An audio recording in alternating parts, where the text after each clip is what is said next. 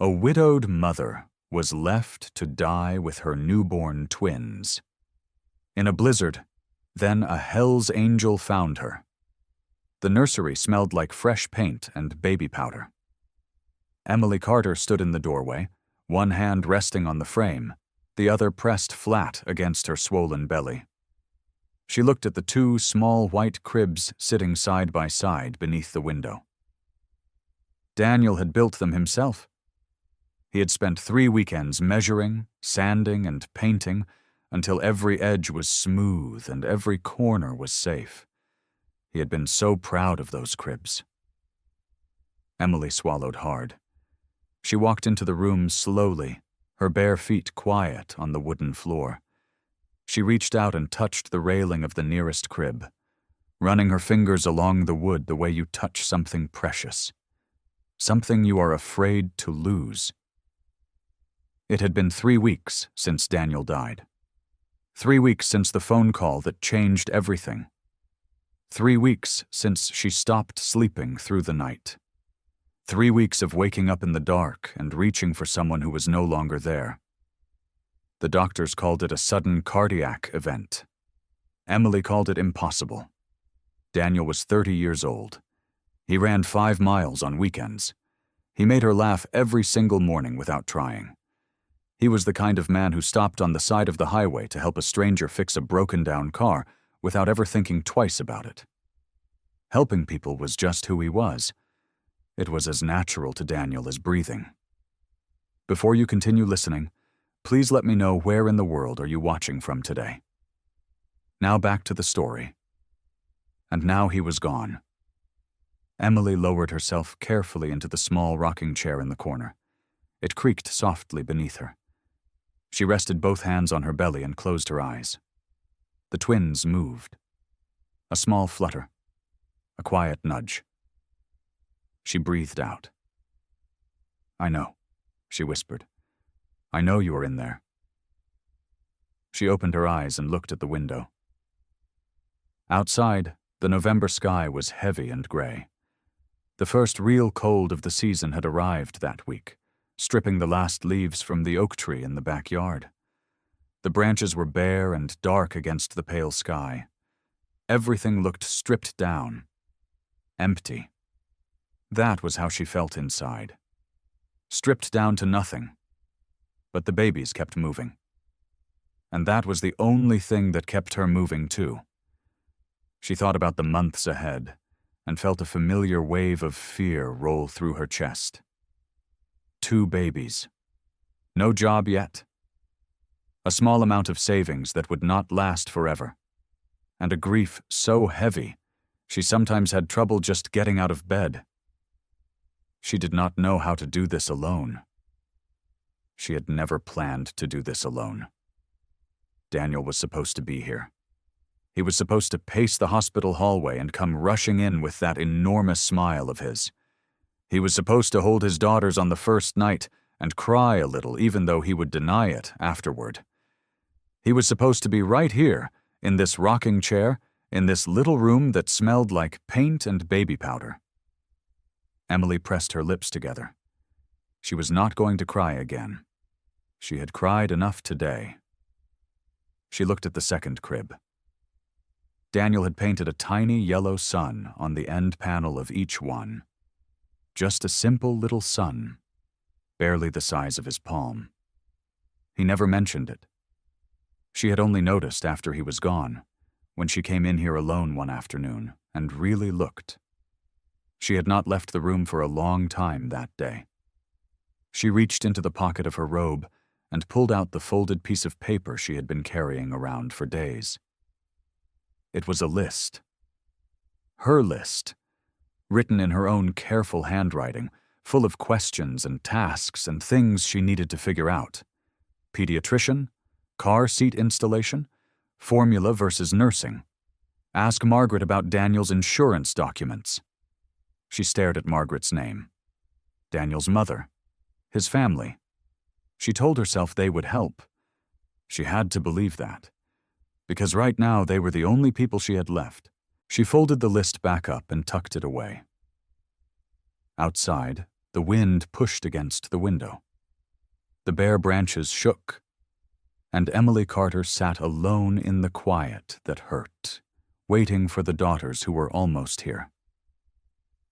The girls arrived on a Thursday morning, 11 days early. Emily had been alone when her labor started, which meant she had to drive herself to the hospital in the dark at 4 in the morning, gripping the steering wheel through every contraction, telling herself she was fine. She could do this. She just had to get there. She got there.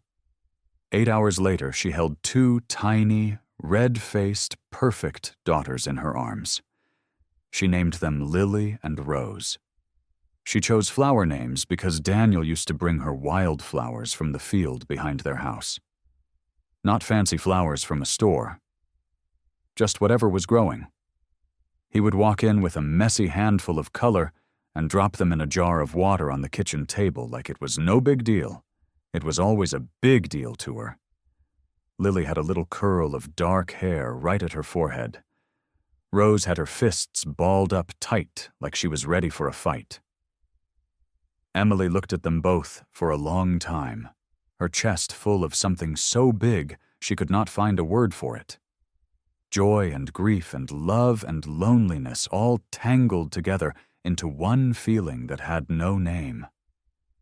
"Hi," she whispered. "I am your mom." The hospital room was warm and bright. Machines beeped softly. A kind nurse named Patricia came in every hour to check on them, and always smiled when she saw Emily holding both babies at once. Daniel's family arrived that afternoon. Margaret came first, with Daniel's aunt and 2 cousins behind her. Emily felt a surge of relief when she saw them walk through the door. She had imagined this moment. She had pictured Margaret tearing up, holding the babies, saying something about Daniel, something warm, something that would make Emily feel less alone. Margaret stood at the edge of the room. She looked at the babies for a moment. Her face was tight, unreadable. "They are small," she said. "They were early," Emily said carefully. Margaret nodded once. She did not move closer. She did not ask to hold them. The aunt glanced around the room and then looked at her phone. The cousins stood near the door like they were waiting for permission to leave. Emily kept her voice steady. "I am so glad you came. I wanted to talk to you about the next few weeks, about what we might need.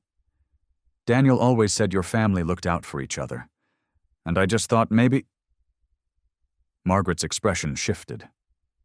It was subtle, just a tightening around the eyes, a small pull at the corners of her mouth. "Emily," she said. Her voice was not cruel, but it was not warm either. "We are all grieving, Daniel. This is a very hard time for everyone." "I know," Emily said quickly. "I know it is. I am not trying to make things harder. I just need a little help with the girls while I get back on my feet." The room went quiet. Margaret looked at the babies one more time. Then she looked at Emily. "You are going to have to find a way to manage," she said. "We cannot fix this for you." Emily stared at her. She did not say anything. She could not find any words. Margaret straightened her coat, said a brief goodbye, and walked out. The others followed without much more than a glance in Emily's direction. The door clicked shut behind them. Emily sat in the hospital bed, holding Lily and Rose against her chest. The room felt very big suddenly, very quiet. She looked down at her daughters. Lily was sleeping. Rose had one tiny fist pressed against her own cheek. Emily tightened her arms around them both. Something inside her had shifted. A quiet, certain feeling had settled in the place where relief used to be. Nobody was coming to save them. It was just her now. 4 days after the twins were born, Emily drove to the Carter family home. She had not slept more than 2 hours at a stretch since leaving the hospital. Lily had started feeding well, but Rose was fussier, waking every hour through the night with a sharp, thin cry that cut right through Emily's exhaustion. Emily would drag herself up, change and feed her, rock her in the dark until she settled, and then lie back down, knowing the next cry was already coming. Her body ached, her eyes felt like sand. But she got herself dressed. She got the babies bundled and strapped into their car seats. She drove the 12 minutes to Margaret's house, with both hands tight on the wheel, and told herself this would be okay. That family was family. That people came through when it really mattered. Margaret opened the door before Emily even knocked. She must have heard the car pull up. She stood in the doorway in a dark cardigan with her arms crossed, her expression doing that tight, careful thing Emily had noticed at the hospital. Behind her, the house smelled like coffee and something baking, warm and familiar. Emily had been inside this house dozens of times over the years. She had eaten Christmas dinner at the table in the next room. "Come in," Margaret said. Not unkindly, but not warmly either. Emily carried Rose in her car seat with one hand and held Lily against her shoulder with the other. She stepped inside and stood in the entryway. Daniel's aunt was sitting on the couch in the living room. She looked up briefly, then looked back at the television. Emily took a breath.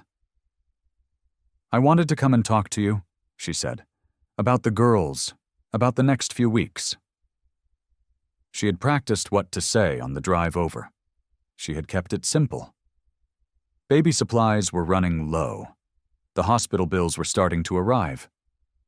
She needed someone to watch the girls for a few hours a day so she could sleep and figure out a plan. Just temporarily. Just until she found her footing. She said all of it as clearly and calmly as she could. When she finished, the room was quiet. Margaret sat down in the armchair across from her. She was quiet for a long moment, and Emily felt the first real flicker of dread. "Emily," Margaret said, "I want you to understand something." Her voice was measured, controlled. "Daniel was under enormous pressure. You know that. The house, the pregnancy, working extra hours. He was running himself into the ground, trying to keep up with everything that was expected of him." Emily felt something shift in the room. "I know Daniel worked hard," Emily said carefully. "He worked too hard." Margaret's voice was still even, but there was something sharp underneath it. "He was carrying more than any one person should have to carry." The aunt on the couch was no longer watching the television. Emily's arms tightened around Lily. "What are you saying?" Margaret looked at her directly. "I am saying that stress puts a burden on the heart, and Daniel had a great deal of stress." The words landed like something cold. "You think this is my fault?" Emily said. Margaret did not deny it. "I think," she said slowly, "that Daniel was trying to be everything for everyone, and sometimes the people closest to us do not realize how much they are asking." Emily stared at her. She could not breathe right for a moment. Her throat had gone tight, and her eyes were burning, but she was not going to cry. Not here. Not in front of this woman who was sitting in her armchair, telling her that Daniel died because of her. "I did not force Daniel to do anything," Emily said. Her voice was quiet but steady. "He was my husband. We were building a life together." "You had 2 babies when you could barely afford one," the aunt said from the couch. Flat. Simple. Like she was stating a fact about the weather. Emily looked at her. Then she looked back at Margaret. Margaret's expression did not change. Emily stood up slowly. She adjusted Lily against her shoulder and reached down for Rose's car seat. Her hands were shaking, but she kept her movements careful and steady. She did not say anything else. There was nothing left to say. She walked to the door, pushed it open with her shoulder, and carried her daughters out into the cold gray morning. The door closed behind her. She got the girls into the car. She buckled Rose's seat in with fingers that trembled. She settled Lily in and double-checked the straps the way she always did. Then she got in the driver's seat and sat there. Her hands rested in her lap. Outside, the sky was low and heavy. A thin wind moved through the bare trees along the street, shaking the branches without breaking them. Emily looked at her daughters in the rear-view mirror. Rose had her eyes open, dark and calm, looking at nothing in particular. Lily was already asleep. She pressed her lips together hard. She had come here hoping for help. She was leaving with nothing except the certainty that no one from Daniel's family was going to be there for her or for his daughters. She started the car, and she drove away alone. The days that followed were the hardest Emily had ever known. She set a routine because she had to, not because it felt natural, not because she had the energy, but because 2 small lives depended on her getting up every single time her body begged her to stay down.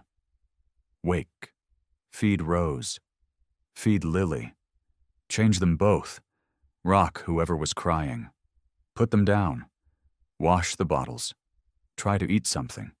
Try to sleep for an hour. Wake again. Over and over.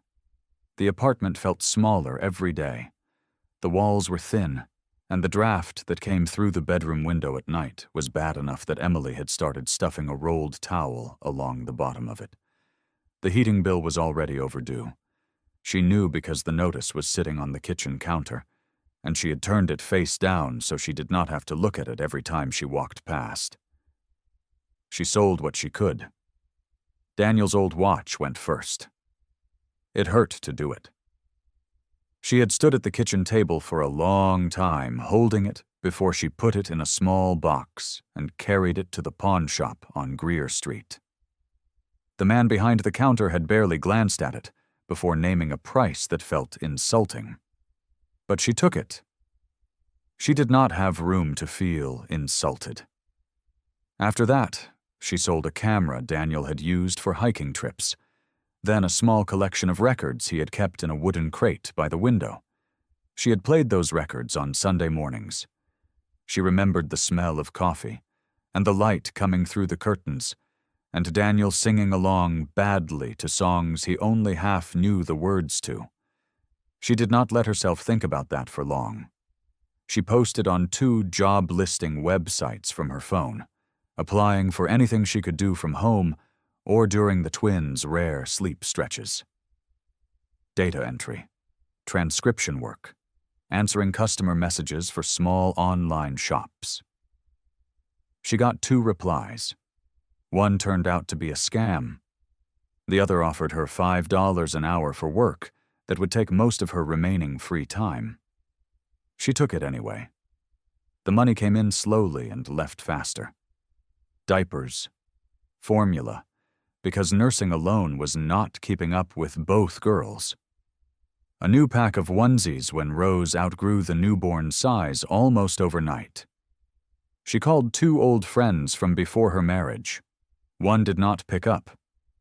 The other was kind but overwhelmed, dealing with her own situation and unable to offer anything except sympathy and a promise to check in soon.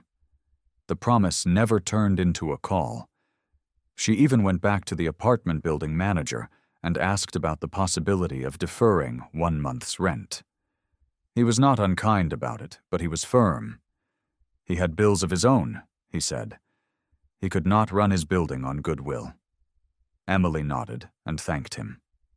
Then she walked back upstairs, sat on the edge of the couch, and looked around the apartment with clear eyes for probably the first time since coming home from the hospital. She saw the face-down heating notice. She saw the nearly empty formula container on the counter. She saw the 2 car seats side by side near the door, the girls sleeping in a brief and fragile quiet. She could not keep going like this. Not here, not in this apartment, in this town, with no support and no safety net, and the bills stacking up faster than any amount of transcription work would ever fix. But she knew someone in Millhaven. A woman named June, who had worked with Emily years before, and had once told her there was always work at the care center there if Emily ever needed it. Millhaven was far. Nearly 2 hours by car in good weather. But it had jobs, and it had people who did not know her name or Daniel's name or the story of what had happened. She could start over there. She could give the girls something better than what was slowly falling apart around them here. Emily stood up. She began to pack. Emily loaded the car before sunrise. She moved quietly, making trip after trip down the narrow stairwell, with bags slung over her shoulders and tucked under her arms. The cold hit her every time she stepped outside. The sky was a flat, pale gray, the kind that made the world look like someone had drained all the color out of it overnight. She could see her breath. The parking lot was still and silent except for the scrape of her boots on the icy asphalt. She had packed only what mattered. Clothes for the girls, a week's worth of formula and diapers stuffed into a large canvas bag. A blanket her mother had made years ago, soft and thick and faded at the edges. A small bag of her own things. The folder of paperwork she had gathered, documents about the twins, her ID, the lease termination notice she had signed the night before. She strapped Rose and Lily into their car seats carefully, tucking the soft blanket around each of them in the gaps the straps allowed. They were both asleep. Rose made the small clicking sound with her mouth that she always made when she was deep in a dream. Lily had one tiny fist pressed against her cheek. Emily stood there for a moment in the cold and looked at them. "We're going to be okay," she said softly. She was not sure who she was saying it to. She got in the car, turned the key, and drove. The first stretch of road was fine. The highway out of town was familiar, and the pale morning light had enough visibility that she felt steady. She stopped once at a gas station at the edge of town to fill up the tank and buy a cup of coffee she could barely afford. She stood at the counter and checked the weather on her phone while the clerk rang her up. It showed a storm system moving in from the northwest. Heavy snow expected by late afternoon. Possible road closures in the mountain region. Emily looked at the time. It was just past 7 in the morning. She had plenty of time. She believed that completely. She ran the numbers in her head while she carried the coffee back to the car. 2 hours to Millhaven on a clear day. The storm was not supposed to hit hard until late afternoon. She would be there by 9, maybe 9:30 at the latest. She would be inside and off the road long before the worst of it arrived. She pulled back onto the highway. The mountain roads came about 40 minutes later. The land rose around her, and the trees grew dense on both sides, dark pines pressing close to the narrow road. The flat gray sky she had woken to was changing. The clouds were thicker now and lower, sitting heavy over the ridgeline like something leaning against a wall. Snow began to fall around 8. Light at first, small flakes drifting down and melting almost as soon as they touched the windshield. Emily turned on her wipers and kept her speed steady. The girls were still asleep. The heater was running, pushing warm air through the vents, and the car felt like a small, closed world moving through a quiet one. But the snow did not stay light. Within 30 minutes it was coming down, thick and fast. The flakes were larger now, heavy and wet, piling on the windshield faster than the wipers could clear them. The road ahead began to disappear. The tree lines on either side blurred into dim shapes. Emily leaned forward in her seat, gripping the steering wheel a little tighter, watching the pavement narrow to a pale ribbon between walls of white. She slowed down. She told herself it was fine. She told herself she was being careful and smart, and that the road was still there under the snow. Then the car shuddered. It was a sound she felt more than heard, a grinding lurch from somewhere beneath her, and then the engine coughed once, twice, and died. The heater cut out. The dash lights flickered and went dark.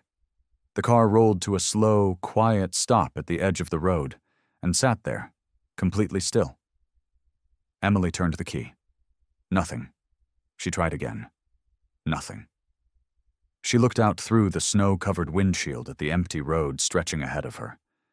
No buildings, no lights, no other cars, just the white in the trees and the silence of the mountains swallowing everything around her. Her phone showed no signal, not one bar. From the back seat, Lily began to cry. Emily tried the key again, and again, and again. Each turn brought the same result, a dry click, nothing catching, nothing firing, just silence where the engine should have been. She pressed her hands against the steering wheel and breathed steadily, trying to keep calm, trying to think clearly through the tight feeling spreading across her chest. She grabbed her phone from the cup holder. No signal. The small icon in the corner of the screen sat empty. She held the phone up toward the windshield, then twisted in her seat and held it toward the rear window. She pressed it against the glass. She tried every corner of the car she could reach without leaving her seat.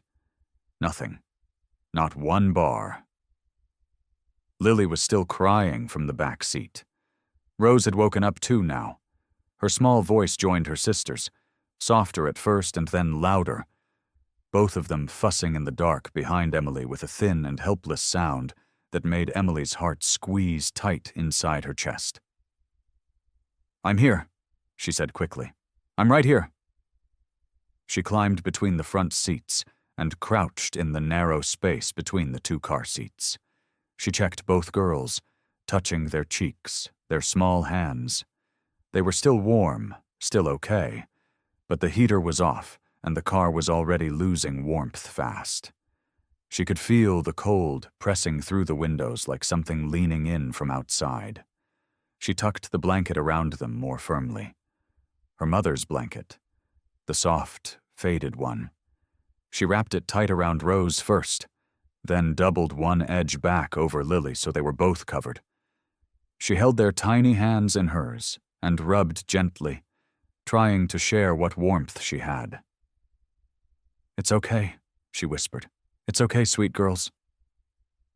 But she could feel the temperature dropping, slowly and steadily, and without any mercy at all.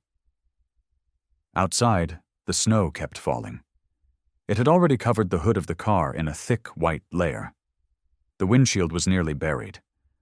The road was invisible now, and the trees on either side were just dark shapes half swallowed by the white. No headlights appeared in either direction.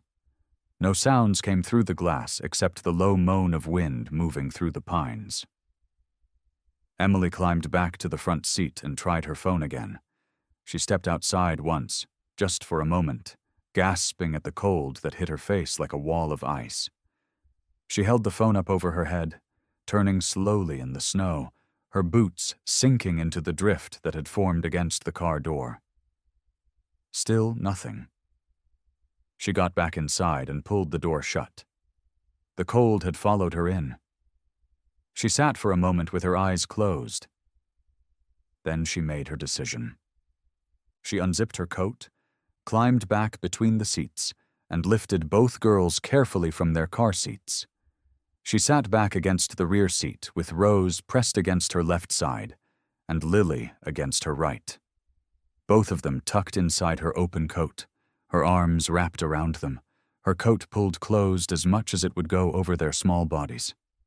She held them against her chest. She could feel them breathing. She focused on that, the soft rise and fall of their tiny chests against hers. The small warmth they gave back to her, even as she gave them everything she had. An hour passed, maybe more. The cold moved through the car walls like it lived there.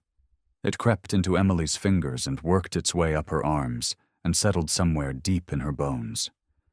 She kept her arms tight around the girl's. She did not move.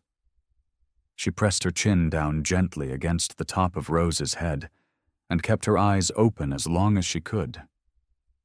But her eyelids grew heavy. Her body felt far away. She pulled her babies closer and pressed her lips softly against their heads, one and then the other, in the dark and the cold and the silence.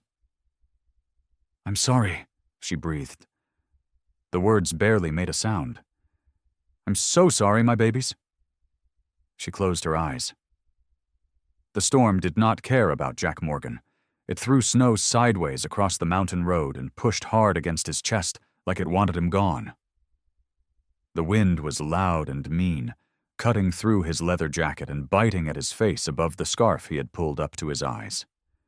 His headlight carved a narrow white tunnel through the dark ahead of him, and beyond that tunnel there was nothing, just black trees and white snow and the road disappearing under fresh powder with every second that passed.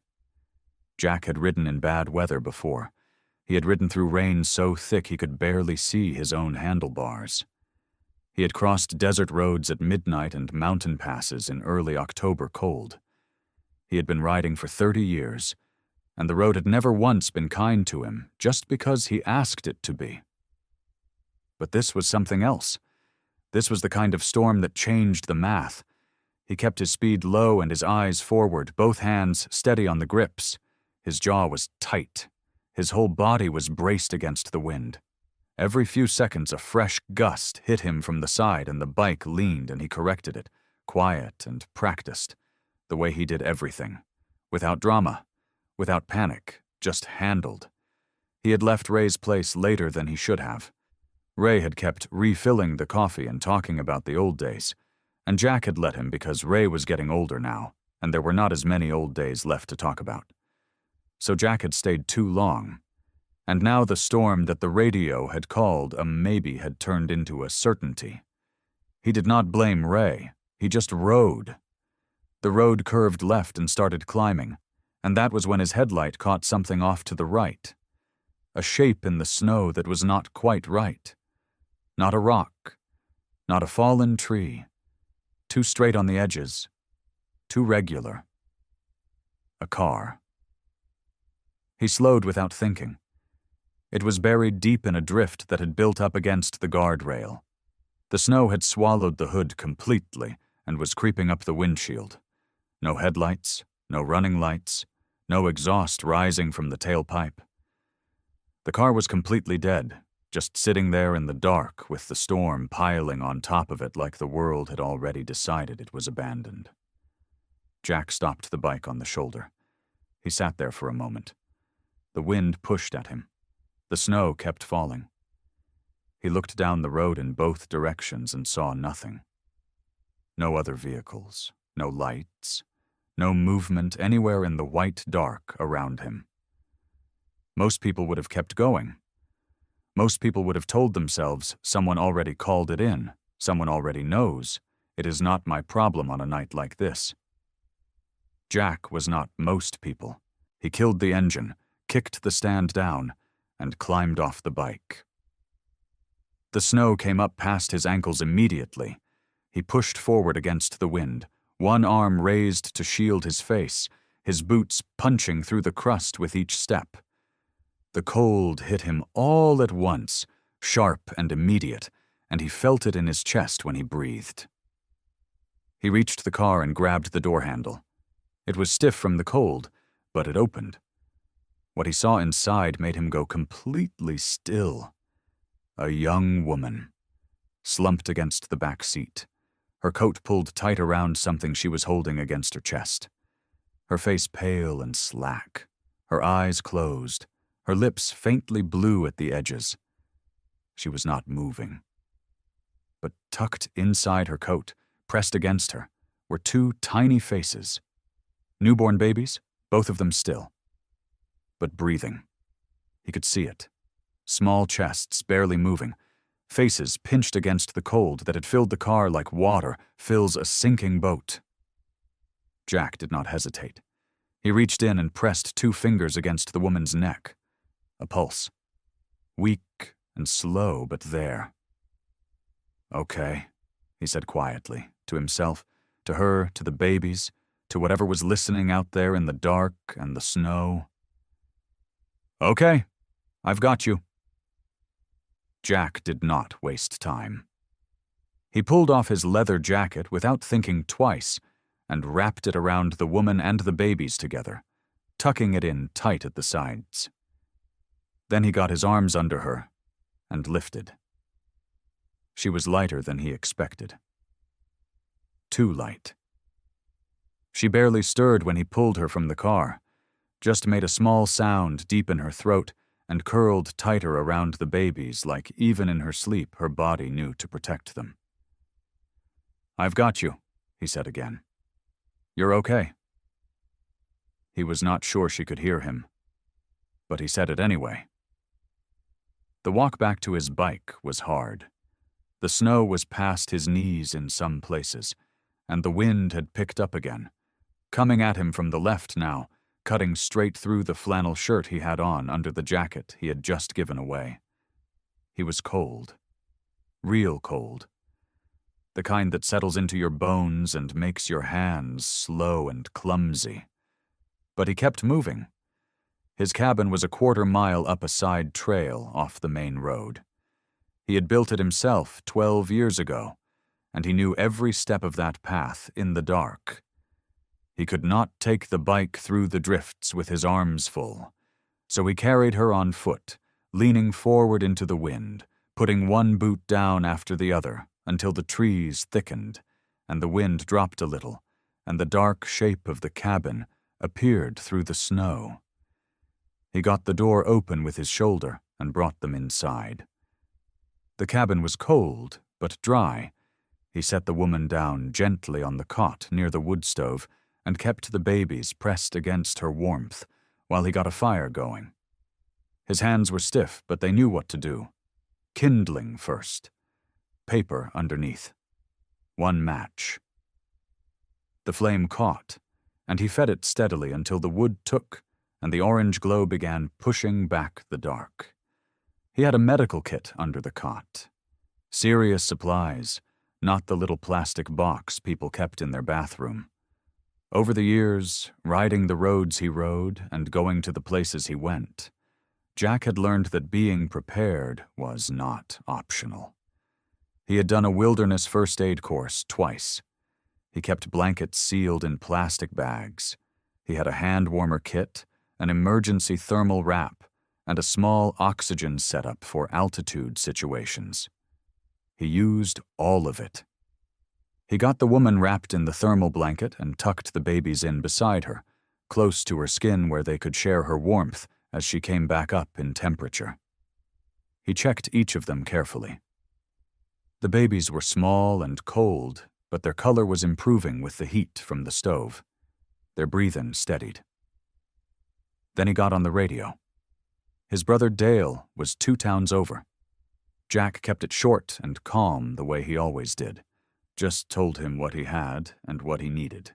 Dale said he would make calls. Within an hour, 2 of Jack's brothers were on their way with formula, diapers, extra blankets, and a nurse named Clara who had ridden with the chapter for years and knew how to handle situations that did not involve a hospital. By the time the fire was roaring and Clara had checked everyone over and declared them stable, the worst of the night had passed. Jack sat in the wooden chair across from the cot and watched the babies sleep. He did not sleep himself.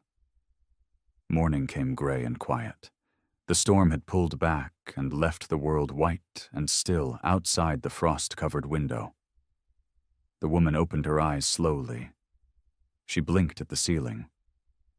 Then she turned her head and saw the babies beside her, bundled and warm, and her whole face changed. Her breath came out in a shaky rush, and her eyes filled up fast. Then she saw Jack. He was sitting across from her. Big, broad, tattoos up both arms and a Hell's Angel patch on the flannel shirt he had pulled back on. He looked like the kind of man most people crossed the street to avoid. She stared at him. He met her eyes calmly. "Your babies are okay," he said. "You're all okay."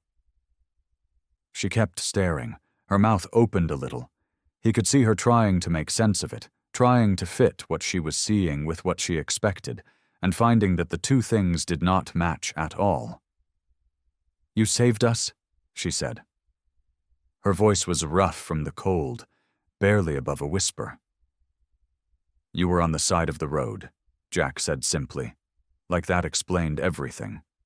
Because to him it did. She looked down at her daughters. She touched each of their small faces with a trembling hand. Then she looked back at him with wet eyes and said, "I didn't think anyone was coming." Jack did not say anything to that. He just nodded once, slow and steady. She exhaled. Her whole body seemed to let go of something it had been holding for a very long time. She pulled her babies close and closed her eyes again. And this time when she slept, there was no tension in her face at all. Just peace. Outside, the snow had stopped. The sun was beginning to show at the edge of the trees, pale and cold, but real. Jack stood at the window with a mug of coffee in his hand and looked out at the quiet, white world. He had not asked her name yet. She had not asked his. There would be time for that. He took a sip of his coffee. His eyes moved to the small framed photograph on the shelf beside the window. A road. Two men. One of them much younger than Jack was now, standing beside a motorcycle and smiling at the camera like the whole world was ahead of him. Jack looked at the photograph for a moment. Then he looked back at the woman sleeping on the cot. He did not say anything. He just stood there in the morning light, very still, holding something quietly inside his chest that he had not let himself feel in a very long time. Emily woke again mid-morning to the smell of something warm. Not coffee this time, something richer. Soup, maybe, the kind that made the whole room feel like a blanket. She blinked and pushed herself up slowly. Every muscle in her body ached. Her arms felt heavy and her head felt like it was packed with cotton. But the twins were still beside her, tucked snug against her sides, their small chests rising and falling in the steady rhythm that made her want to cry with relief every single time she looked at them. She was alive. They were alive. The fire in the wood stove was still going strong, crackling low and steady, throwing warm orange light across the wooden walls. Someone had added more logs while she slept. Jack was at the small kitchen counter on the other side of the room. His back was to her. He was stirring something in a pot, moving slowly, careful not to make too much noise. His shoulders were wide under the flannel shirt. The Hell's Angel patch sat square between his shoulder blades, the colors bold even in the morning light. He heard her stir. He turned and looked at her without any surprise, like he had been expecting her to wake up right at that moment. "Hungry?" he asked. "Yes," she said. Her voice still sounded rough. "Very." He brought her a bowl of vegetable soup and a piece of thick bread on the side. Then he pulled the wooden chair close and sat down. Not too close, just close enough to be useful if she needed anything. She ate slowly at first, then faster. It was simple food. Salt, soft vegetables, warm broth. But it tasted like the best thing she had ever had in her life. He watched the twins while she ate. Not in a strange way. Just the way a person watches something small and fragile when they want to make sure it stays safe. His big hands rested on his knees, and his eyes moved from one baby to the other with a quiet, steady attention. "They slept well," he said. "Both of them. Clara checked them again before she left this morning. She said they're doing fine. Emily nodded. Her throat tightened. Thank you, she said. For all of it. He shook his head a little, like the thanks made him uncomfortable.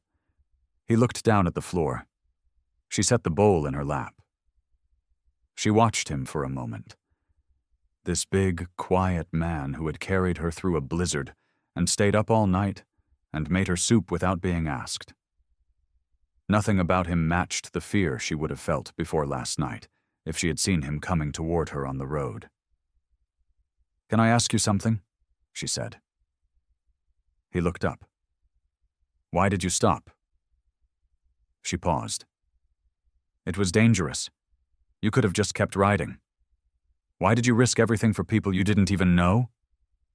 Jack was quiet for a moment. He rubbed the side of his jaw with one hand. He looked at the fire. Because your husband asked me to, he said. Emily went very still. She stared at him. What did you say?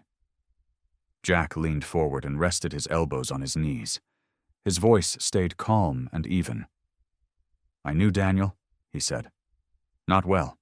We only met once, but I never forgot him. The bowl in her lap felt suddenly very heavy. Years before you and Daniel got together, Jack said, I was on a highway about 200 miles south of here. My bike broke down. Middle of nowhere. I was in a bad place back then. Real bad. I just lost my brother and my marriage had fallen apart, and I was riding because I didn't know what else to do. He paused. Nobody stopped, car after car. I sat there for over an hour. He looked at her then. His eyes were steady. Then Daniel stopped, Jack said. He fixed the bike himself. Wouldn't take a dime for it. And before he drove away, he told me something I never forgot. He said it quietly, like the words still carried weight after all those years. He said, Someday, somebody will need you the way you needed me. The snow kept falling. For 3 days, the mountain road stayed buried under white. No trucks came through, no sound of engines, just the wind pushing against the cabin walls and the fire doing its quiet work inside. Emily had nowhere to go, and slowly, without her even noticing at first, that stopped feeling like a bad thing. The cabin was small, but it had everything they needed. Jack had supplies stacked on shelves along the back wall. Canned food, bottled water, blankets, medicine. Not the kind of supplies a person threw together in a hurry. The kind a person collected over years because they had learned more than once that the world could turn cold without warning. On the second morning, Emily watched him move around the small space. He made coffee before she woke up. He had already stoked the fire. He checked on the twins before she even asked him to, leaning down close to look at their faces with that same quiet, careful attention she had noticed before. You do that a lot, she said. He straightened up and looked at her. Check on them, she said, like you're counting to make sure they're both still there. He was quiet for a second. Old habit, he said. She didn't push, but she noticed. She noticed a lot of things over those 3 days. She noticed that Jack never raised his voice, not once. Not when the coffee boiled over and burned the burner. Not when a supply bag fell off the shelf and scattered cans across the floor. He just moved through each problem the same way he moved through everything. Quietly, steadily, like a man who had made peace with things not going smoothly. She noticed that he read. There was a stack of worn paperback books on the shelf near the door, and he worked through them in the evenings, sitting close to the lamp after she and the twins had settled. Once she woke up late in the night, and the cabin was dark and still, and he was asleep in the chair with a book resting open on his chest. She noticed that he was gentle with her daughters in a way that looked completely natural on him, even though she guessed most people would not expect it. He could hold a newborn in one hand, and the hand was so large and careful that the baby looked safe in a way that was hard to explain. On the third evening, the wind died down enough that the cabin felt softer. Emily was sitting close to the fire. Both twins were asleep. The soup pot was empty between them on the small table. "Do you have family?" she asked. Jack looked at the fire. "Not anymore," he said. "I'm sorry," she said. He nodded once. "My brother was the last of it," he said. "After him, it was just me and the road." "How long ago did you lose him?" 8 years. He turned his coffee cup in his hands. "It doesn't go away. You just learn to carry it differently." Emily looked at him. "Do you get lonely?" He didn't answer right away. The fire popped, and a log shifted and the orange light moved across his face. "Yeah," he said finally. His voice was low. "I do." She believed him. Not because the word was big or dramatic, because it was so plain, so simple. Just a man telling the truth about something he had been carrying for a long time. "I thought losing Daniel would break me," she said quietly. "Some nights I still think it might." Jack looked at her then.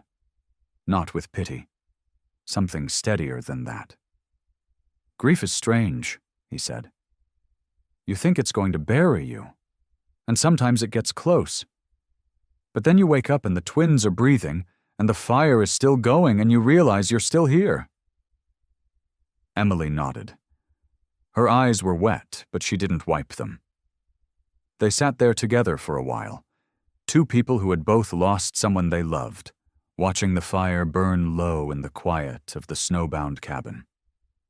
On the 4th morning, Emily woke up to silence, not the heavy, pressing silence of the storm. Something lighter. She lay still for a moment, listening. The wind was gone. The cabin walls were not creaking anymore.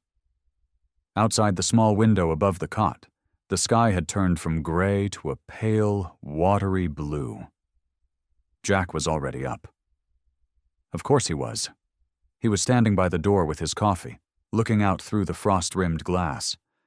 He turned when he heard her move. "Storm broke," he said.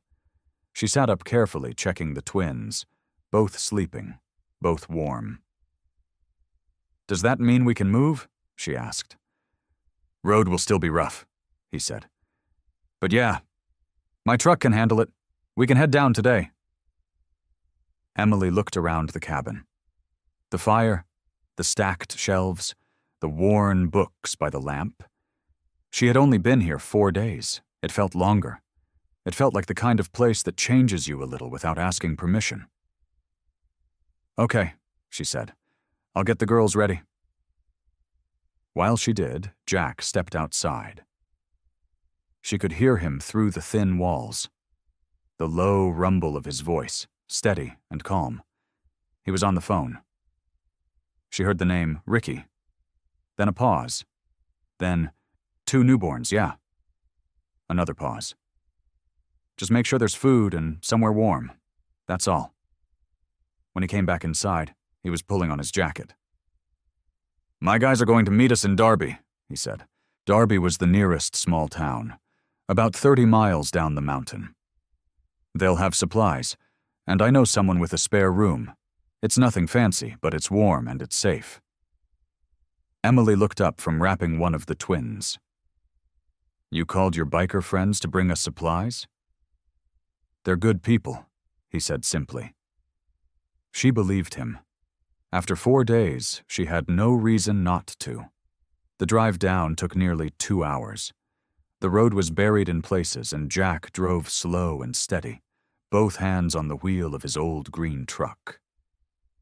The twins were settled in the back, tucked into a makeshift nest of blankets that Jack had arranged so carefully it looked like something a person could study and take notes on. Emily sat in the passenger seat watching the snow-covered trees pass by and thinking about all the ways this week had not gone the way she planned. She thought about the night her car stopped, the cold, the darkness, the feeling that everything was ending. She thought about the headlight cutting through the snow. She thought about a man who almost kept riding and decided not to. They reached Darby just after noon. It was a small town. One main road, A diner with a fogged-up window, a hardware store, a post office with a flag that had gone stiff in the cold. A few people moved along the sidewalks, bundled up in heavy coats. 2 motorcycles were parked in front of the diner. Beside them stood 2 men in leather vests, big and broad-shouldered, their breath coming out in white clouds. One of them raised a hand when Jack's truck pulled up. "That's Ricky on the left," Jack said. "Good man. Known him 15 years." They all climbed out. Jack made quick introductions. Ricky had a box of groceries already loaded into a bag, and he handed it to Emily with a nod and a quiet, "Glad you made it, ma'am," that surprised her with its gentleness. They moved toward the diner to get warm and go over the plan. Emily carried one twin. Jack carried the other, close against his chest, one big hand spread across the baby's back. That was when Emily noticed the woman outside the hardware store. She was maybe 60, gray coat, grocery bag over one arm. She had stopped walking. She was watching Jack. Her eyes moved from his leather vest to his tattoos to the baby in his arms, and her expression tightened in a way that was hard to miss. She was not the only one looking. A man near the post office slowed his steps. A younger woman across the street nudged the person beside her. Emily felt it like something pressing against her chest. These people did not see what she saw. They saw the vest. They saw the tattoos. They made up their minds before he even spoke. She looked at Jack. He was talking quietly to Ricky, completely unaware of the stares. One hand still gently holding her daughter like it was the most natural thing in the world. Emily wondered how many times he had walked into a room and felt people decide who he was before he had the chance to show them. The spare room belonged to a woman named Dot. She was 73 years old, small and sharp-eyed, with white hair pinned up neatly, and a house that smelled like cinnamon and old wood. Jack had known her for years. She had never once flinched at his vest or his tattoos. She just opened her door, looked at the twins, and said, "Well, get them inside before they catch a cold." It was not fancy. 2 rooms with low ceilings, a bathroom down the hall, and a radiator that knocked and hissed through the night. But it was warm, and it was safe. And for Emily, that was everything. The first week moved slowly and quickly at the same time. Jack came by every morning. He would knock twice, wait, and then come in carrying something. One day it was a bag of diapers and formula that Ricky had tracked down from a supply store 2 towns over. Another day it was a small portable crib, second-hand but sturdy, that one of Jack's other brothers had found and dropped off without being asked. Emily tried to thank him each time. Jack would just shake his head and say, "Don't worry about it," and move on to the next thing. The next thing was usually her car. He had arranged for it to be towed down from the mountain road on the second day. It was sitting in the small lot behind the hardware store, and Jack had already been out twice to look it over. On Thursday morning, Emily bundled up the twins and walked over to find him lying flat on his back underneath the engine, his boots sticking out from beneath the frame. "How bad is it?" she asked. His voice came from under the car. "Radiator cracked. Water pump's shot. Belt needs replacing." A pause. "But it's fixable." "How much will that cost?" "Nothing," he said. "Jack." "I know a guy," he said. Like that settled it. She stood there for a moment, watching his boots. He was already working, already moving on to the next problem like it was just something that needed doing and he was the one to do it. She did not argue. She was learning that was just who he was. But not everyone saw it that way. On Friday afternoon, Emily walked to the small grocery store at the end of the main road. She had one of the twins in a carrier against her chest, the other in a small borrowed stroller. Jack walked beside her, hands in his jacket pockets. She noticed the look from the man behind the counter before she even reached it. His eyes went to Jack and stayed there. He rang up her groceries without a word and handed her the change without meeting her eyes. Outside, 2 women near the entrance stepped slightly to the side as Jack passed. One of them whispered something to the other. Emily caught the word biker and felt her jaw tighten. Jack said nothing. He held the door open for her, took the bag without being asked, and kept walking. That evening, Sarah Mitchell from across the street came over to drop off a casserole for Dot. She was maybe 50, trim and careful-looking, with reading glasses pushed up on her forehead. She had been polite to Emily all week.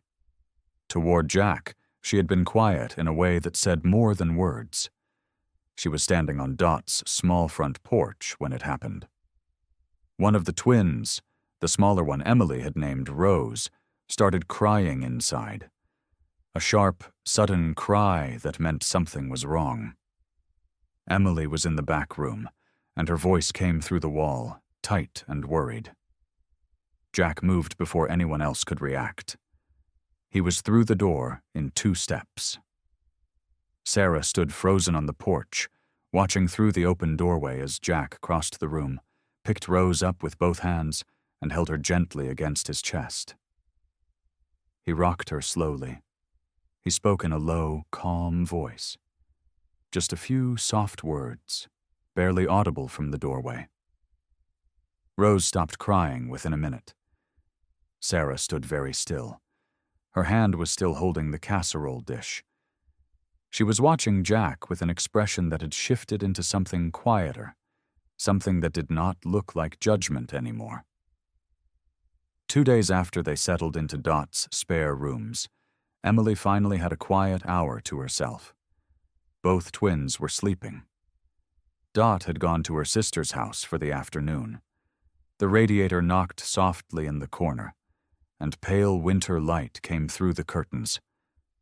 Emily sat on the floor beside the small dresser and pulled the cardboard box toward her.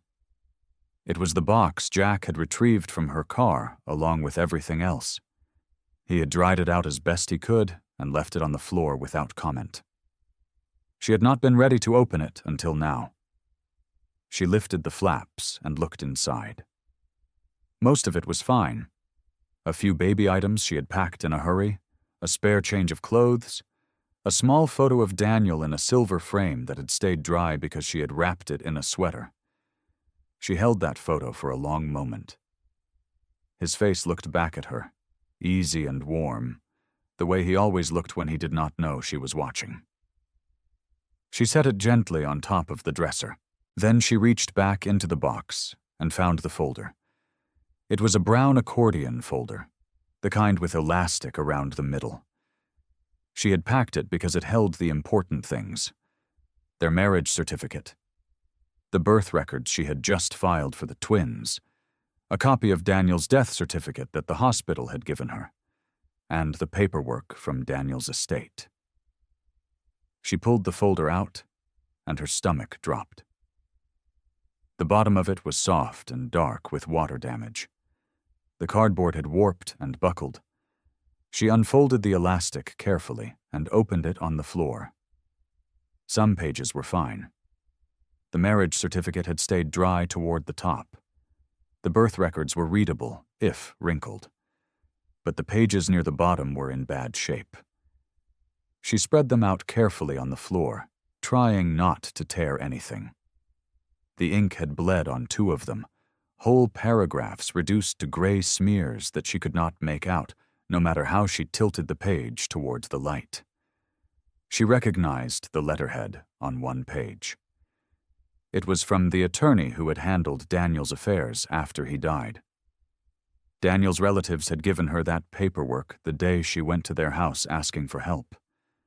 She remembered that day with a sick feeling. They had handed her this folder and told her Daniel had nothing. No savings, no account set aside, nothing but debts and a car note and some personal items they had already divided.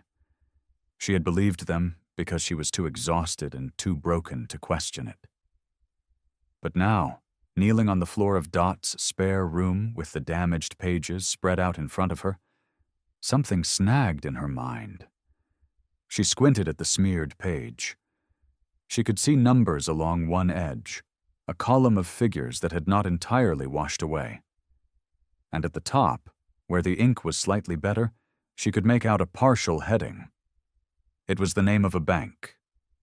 She had never seen that bank name before. It was not the bank where she and Daniel shared their checking account. She did not recognize it at all. She sat back on her heels and stared at the page. She was still staring at it when she heard the knock at the door. Jack came in carrying a paper bag from the diner down the road. He set it on the small table, looked at her on the floor, and looked at the papers spread around her. "What happened?" he asked. "Water damage," she said. "From the car." She held up the smeared page. "I found this. It was in with the estate paperwork his family gave me." Jack crossed the room and crouched down beside her. He studied the page without touching it. His eyes moved along the column of numbers, then up to the partial heading at the top. He was quiet for a moment. "Daniel's family told you he left nothing behind?" he said. "That's what they said." Jack looked at the bank name again. Then he looked at her. "Emily," he said slowly. "Daniel was the most careful man I ever heard of. He stopped to help a stranger on the side of a highway and refused to take a dime for it." He shook his head. "A man like that doesn't leave his newborn daughters with nothing. That's not who he was." Emily felt something shift in her chest. "Then where is it?" she whispered. Jack set the page down gently. He looked at her with steady, certain eyes.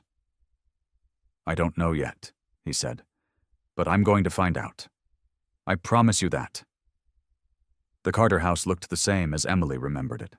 White siding, a covered porch with a wooden railing, a wind chime near the door that turned slowly, even when the air was still. She had stood on that porch once before, holding 2 newborn babies and asking for help, and she had walked away feeling like nothing. She sat in the passenger seat of Jack's truck and did not move. "You don't have to go in," Jack said. His voice was calm, not pushing her. "I know," she said. She looked at the front door. The curtain in the side window shifted slightly. Someone was home. "They already turned me away once," she said quietly. "After everything. After Daniel." She shook her head. "I don't know if I can do this again." Jack rested his hands on the steering wheel and looked straight ahead for a moment. Then he turned toward her. "You're not going in there to ask for help this time," he said. "You're going in there for your daughters. That's different." Emily looked down at her hands in her lap. He was right. She knew he was right. She reached for the door handle. They walked up the porch steps together, Jack 1 step behind her. She knocked. A long pause. Then the sound of footsteps inside. The door opened. Margaret Carter stood in the doorway. She was in her 60s, with gray hair pulled back and tired eyes that went wide the moment she saw Emily. Then her eyes moved to Jack. Her expression shifted. Not angry. Something closer to startled. "Emily," she said. "Hello, Margaret?" Emily kept her voice steady. "I need to talk to you." Margaret glanced at Jack again. Her eyes moved over his leather vest and the tattoos on his forearms. She looked uncertain. "He's a friend," Emily said simply. "He saved my life." That seemed to land. Margaret stepped back from the door and opened it wider. They sat in the living room, which smelled like coffee and something baked. A clock on the wall ticked steadily. Emily sat on the edge of the couch with her hands folded together. Jack sat beside her, quiet and still. Emily set the damaged page on the coffee table. "I found this in the estate paperwork you gave me," she said. "I need to know what it is." Margaret looked at the page. Her jaw tightened slightly. "You told me Daniel left nothing," Emily continued. Her voice did not waver. "No savings. Nothing for the girls. But this page has a bank name on it that I don't recognize, and there are numbers on it that don't match anything you showed me before." The clock ticked. Margaret did not answer right away. She sat very still, her hands clasped in her lap, staring at the damaged page on the table. "Margaret," Emily said softly, "my daughters deserved whatever Daniel left them. Please." Something broke. It happened quietly. Margaret's composure did not shatter all at once. It came apart slowly, like ice melting at the edges. Her chin trembled. She pressed her fingers over her mouth. And then her eyes filled up and spilled over, and she shook her head, and the sound that came out of her was something between a breath and a sob. "I never hated you," she said. "Emily, I never hated you. Not for a single day." Emily went very still. "We weren't hiding it from you to hurt you." Margaret's voice was unsteady. "We were hiding it because it was gone. The paperwork, the account information, all of it." She pressed her hand flat against her chest like she was trying to hold herself together. "After Daniel passed, we were going through everything, and we realized something was missing. Something that should have been there." She looked up at Emily with red eyes. "We think someone took it," she whispered. "We've been searching quietly ever since. We didn't want to tell you and give you hope for something we couldn't prove yet." Her voice cracked. "We were trying to protect you." The silence in the room stretched for a long moment. Emily stared at Margaret. Her throat felt tight. All those weeks of feeling abandoned, all those nights of believing Daniel's family had simply turned their backs on her and her daughters. And the whole time, they had been searching. "You should have told me," Emily said quietly. "I know." Margaret wiped her eyes with the back of her hand. "I know that now. I was so afraid of making things worse for you. You had just given birth. You were grieving. I didn't want to tell you that Daniel had left something for you and then not be able to give it to you." She shook her head. "I handled it wrong. I am so sorry, Emily." Jack leaned forward slightly. His voice was low and steady. "What exactly was missing?" Margaret stood and crossed the room to a tall wooden cabinet near the hallway. She pulled open the bottom drawer and lifted out a thick manila folder. Her hands moved carefully, like the folder held something fragile. "Daniel came to me about 2 months before the twins were born," she said, carrying the folder back to the couch. "He sat right there where you're sitting now and told me he wanted to make sure you and the girls would be okay no matter what." She set the folder on the coffee table beside Emily's damaged page. "He opened a small savings account, not a fortune, but enough to help you get started. And he wrote a letter." Her voice softened. "He worked on that letter for 3 days." Emily's chest ached. "We have copies of some things," Margaret continued, "but the originals disappeared after the funeral. The account documents. The letter. Gone." Jack opened the folder and spread the copies carefully across the table. His eyes moved over each page slowly and deliberately. He had a way of looking at things that was calm and focused, like nothing could rush him. "Do you have a record of who handled the estate paperwork after Daniel passed?" he asked. Margaret nodded. "Most of it went through our family attorney, but one of the relatives helped organize the physical documents. He volunteered for it." She paused. "Thomas." The name landed quietly in the room. Emily looked up. "Thomas Carter?" Margaret nodded slowly, Her expression was difficult to read, something between grief and shame. Jack said nothing. He picked up one of the copied pages and held it close, studying a small handwritten note in the corner margin. His jaw tightened just slightly. "This account number," he said, pointing to a line on the page. "Is this the bank you mentioned earlier?" "Yes," Margaret said. Jack set the page down and pulled out his phone. He typed something into it. Then he was quiet for a moment. "That branch keeps basic intake records for new personal accounts," he said. "My buddy Pete runs a bookkeeping service that handles their smaller accounts. I can ask him to check if anything was ever officially opened under Daniel's name at that branch." He looked at Margaret. "It won't tell us everything, but it'll tell us if that account existed." Margaret nodded. Emily reached out and touched the edge of the folder. She ran her fingers slowly over the copy of Daniel's handwriting on one of the documents. Just his name. His signature at the bottom of a form. Something so ordinary. Something that made her breath catch. He had done this for her. For the girls. While he was still here. While he was still thinking ahead and taking care of them the way he always had. Jack made the call. He stepped toward the hallway and spoke quietly into his phone. Emily and Margaret sat across from each other in the living room. The clock kept ticking. When Jack came back in, his expression had shifted. "The account exists," he said. "Pete confirmed it. Opened in Daniel's name. Registered beneficiaries listed as Emily Carter and 2 dependents." He paused. It was never closed, but access to it was frozen after a document dispute was filed.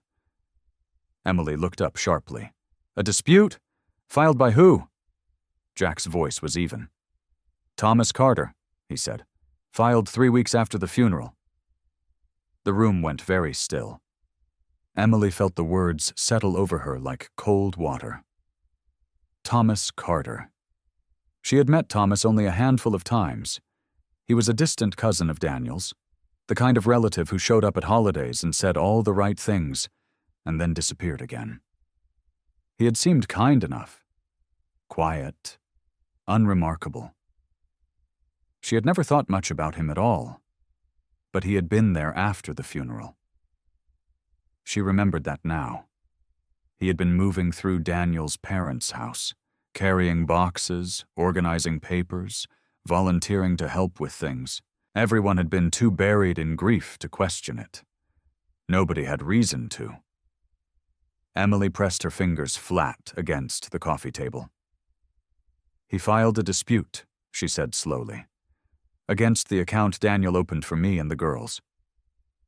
"That's what Pete found," Jack said. He sat back down across from her, his voice steady.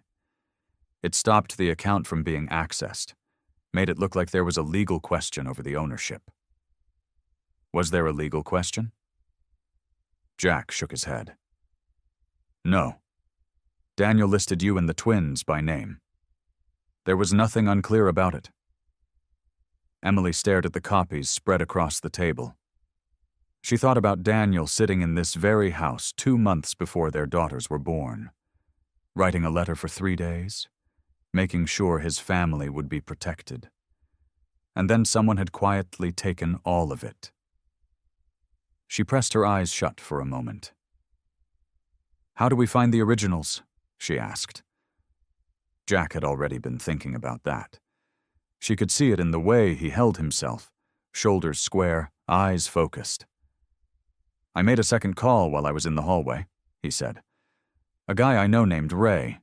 He used to do insurance investigations before he retired. He knows how document fraud works, and he knows how to trace where physical papers end up." Jack leaned forward, resting his forearms on his knees. "He wants to look at what we have. The copies, the account number, the dates. He thinks if Thomas filed that dispute using the originals, there may be a record of where they were submitted." Margaret had been sitting quietly, with her hands folded in her lap. She looked older somehow than when they had first arrived, like the conversation had worn something down inside her.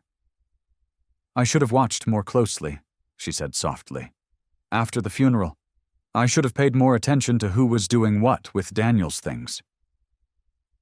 "You were grieving," Emily said. Her voice came out gentler than she expected.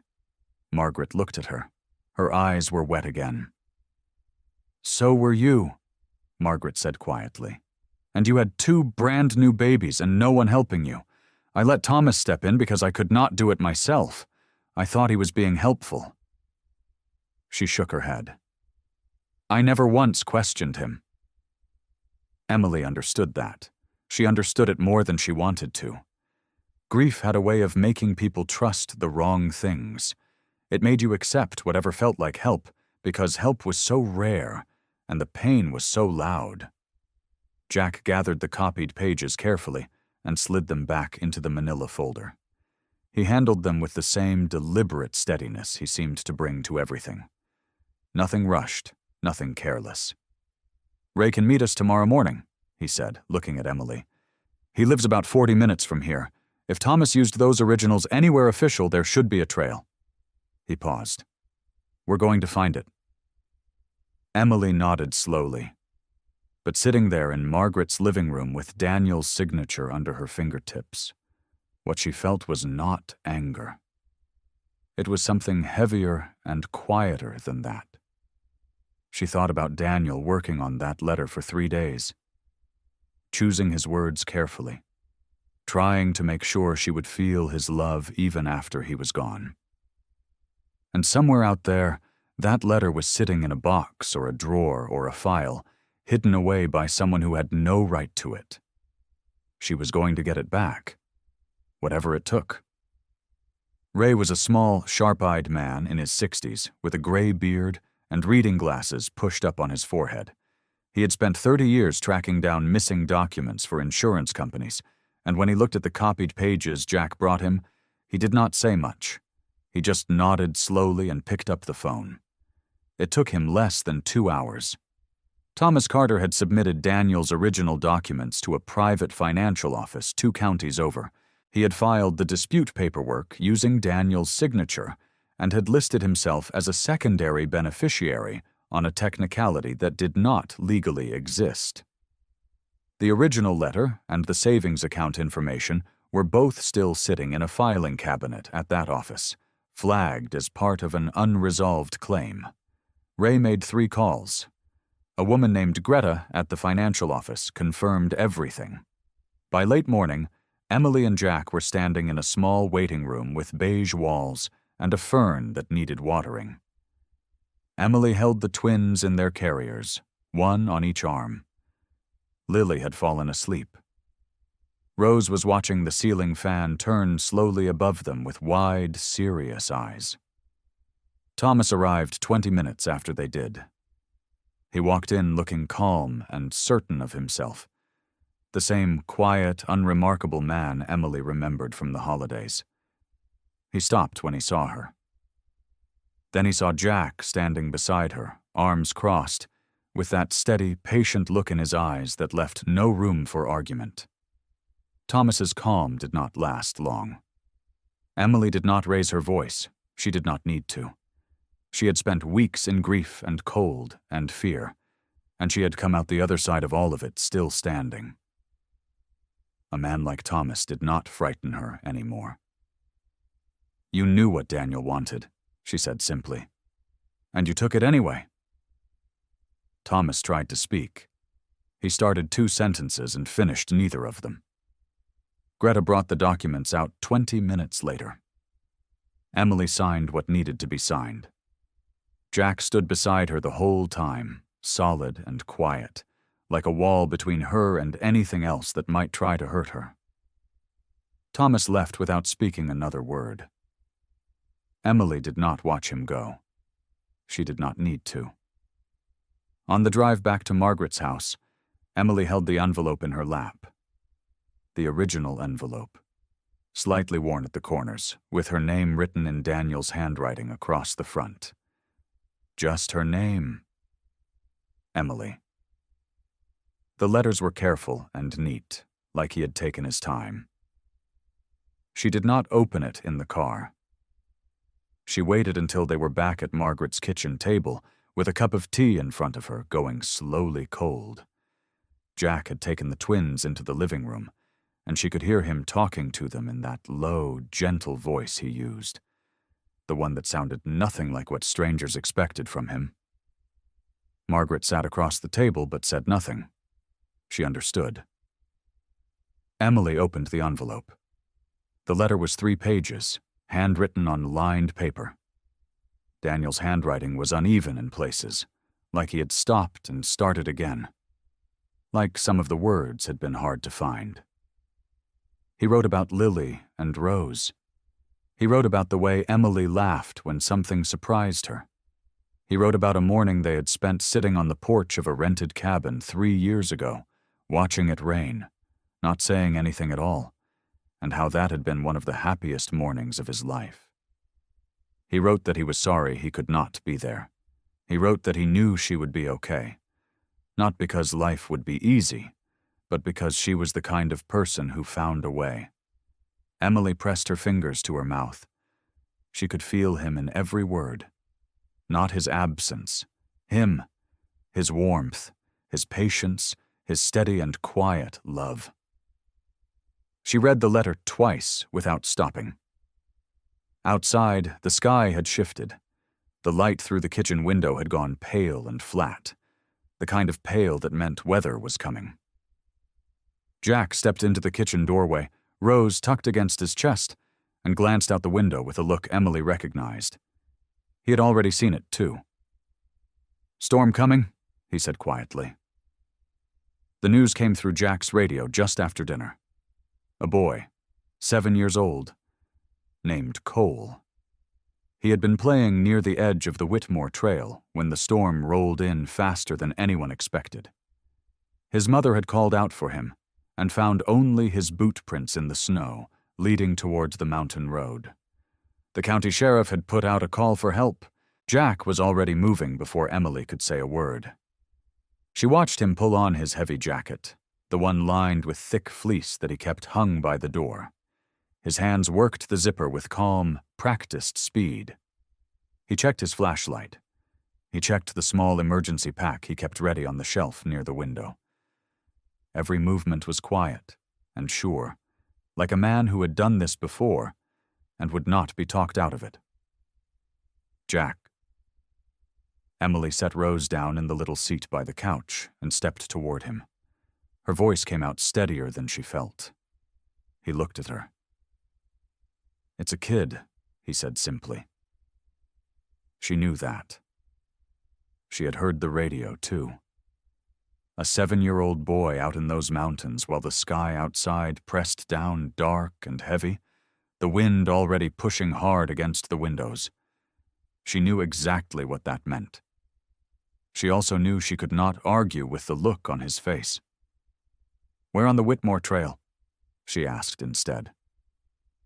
"Upper Cutoff, near where the road bends past the tree line." He pulled a wool hat down over his head. "Sheriff's got 2 trucks heading up, but the road past the 3rd marker is too narrow for them. I can get through on the bike where they can't." Emily looked at the window. The glass shook faintly in its frame. The snow outside was coming sideways now, thick and fast, the kind that swallowed headlights and turned familiar roads into something unrecognizable. She had been on a road like that once. She knew what it felt like to be swallowed by it. "You'll check in," she said. It was not a question. "Soon as I can get a signal, yeah." She reached out and pressed her hand flat against the front of his jacket.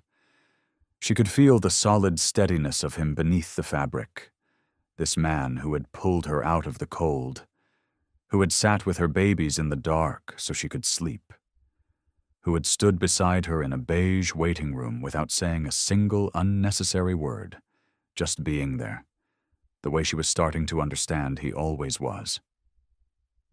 "Come back," she said quietly.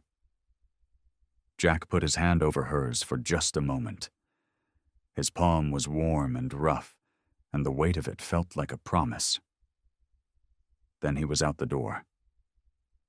Emily stood at the window and watched the headlight of his motorcycle cut into the dark. The snow closed around it almost immediately, swallowing the light the way snow does, slowly and completely, until there was nothing left to see. Lily made a small sound from her seat. Emily turned and picked her up without thinking, holding her close against her chest the way she always did when she needed something solid to hold on to. Lily smelled like warm milk and baby shampoo, and she curled her tiny fist around the collar of Emily's shirt. "It's okay," Emily whispered to her. She was not sure if she believed it. She sat down on the couch with Lily in her arms and Rose in the seat beside her, and she watched the window while the storm pushed harder against the glass. The light outside was gone. The road was gone. Everything past the front porch had turned into a wall of white and dark. The radio on the shelf was quiet. She had felt this feeling before. The waiting, the cold creeping in at the edges of things, the terrible stillness of not knowing. She pulled Lily closer and kept her eyes on the window. She was not going to look away. The cold hit Jack like a wall the moment he cleared the tree line. Up here there was no shelter, no cabins, no windbreaks, just the open mountain road and the storm coming straight down the face of the ridge, pushing snow so hard it felt like gravel against his cheeks. He kept his speed low, and his headlight pointed tight on the road ahead. The bike moved steady beneath him. He knew this machine the way he knew his own hands. He followed the road past the first marker, then the second. At the third, he stopped. This was where the county trucks had turned back. The road narrowed here, and the snow had drifted up against the rock wall on the left side until it was nearly chest-high. A truck would have buried itself in 30 seconds. But the bike had just enough room. Jack pushed through slowly, one foot skimming the ground for balance. He cut the engine when he reached the bend past the tree line. The silence that followed was the kind that pressed against your ears, deep and cold and complete. He listened. Wind. Snow moving through the pines, the creak of branches somewhere above him. Then, underneath all of it, something small. A sound. Not loud, not a cry exactly. More like the kind of sound a person makes when they have been crying for a long time and have almost stopped. Jack followed it off the road and into the tree line, moving carefully through the snow. His flashlight swept wide arcs across the ground in front of him. The beam caught broken branches, a small shoe print, then another. He tracked them the way he had tracked 100 things over 100 years of living rough. The prints led down a slight slope toward a cluster of boulders where the trees grew thick enough to block the worst of the wind. And there, curled up small and tight against the largest boulder, was the boy. Cole. He was wearing a red jacket that was soaked through. One boot was missing. He had pulled his knees up to his chest and tucked his hands under his arms the way kids somehow instinctively know to do. His face was pale and his lips had gone the wrong color, but when Jack's flashlight found him, his eyes cracked open. "Hey, buddy." Jack crouched down and kept his voice low and easy. "I got you." Cole looked up at him, at the leather vest, at the tattoos on the back of Jack's hands, at the size of him. His lip trembled. "My mom," he whispered. "She's waiting for you," Jack said. "Let's go find her." He stripped off his heavy jacket without hesitating and wrapped it around the boy, tucking it tight so no cold air could get underneath. Then he lifted Cole carefully, holding him against his chest the way Emily had shown him to hold the twins when they needed warmth. The walk back to the bike was harder than the walk out. The wind had picked up. The snow was coming heavier. Jack moved slowly, planting each step with care on the uneven ground beneath the snow, never rushing, never losing his footing. Cole pressed his face against Jack's shoulder and stayed still. Jack made it back to the road. He was almost to the bike when the ground shifted under his right foot. A patch of ice under the fresh snow. His boot went out sideways, and he twisted hard to keep Cole protected as he went down. He hit the road on his right side, his shoulder taking the full force of the fall, and the sound that came out of him was sharp and involuntary. He stayed still for a second. Cole made a small, frightened sound. "It's okay," Jack said, breathing through it. "I'm okay." He got back up. He did not let go of the boy once. When he rolled into town 20 minutes later with Cole wrapped in his jacket on the bike in front of him, the boy's mother was waiting at the edge of the road. She ran toward them before Jack even cut the engine, pulling Cole into her arms and sobbing in a way that made the watching neighbors look at their own shoes. Jack stepped off the bike, and that was when his right arm stopped cooperating entirely. He grabbed the handlebar with his left hand to steady himself. His shoulder felt wrong. Deep wrong. The kind of wrong that meant something had given way in the fall and had been running on stubbornness ever since. Sarah Mitchell was the first person to reach him. "Jack?" She took one look at his face and called out for help without hesitating. He tried to wave her off. His knees disagreed. He sat down on the cold road and let the town come to him for once. They put him in the back bedroom. It was a small room with a low ceiling and a window that looked out over the yard. Emily had hung a quilt over the curtain rod to block the draft, and someone from town had brought over an extra blanket that smelled like cedar. It was warm. It was quiet. It was the kind of room that should have made a person feel safe. Jack hated every minute of it. The doctor who came to check on him said the fall had torn something deep in the shoulder. Nothing that required surgery, she said, but enough that the arm needed rest. Real rest. No lifting, no gripping, no pushing through it the way Jack had been doing his whole adult life. She said it like it was simple. Jack looked at the ceiling and said nothing. The first morning was the worst. Emily brought him coffee, and he could not hold the mug steady with his right hand.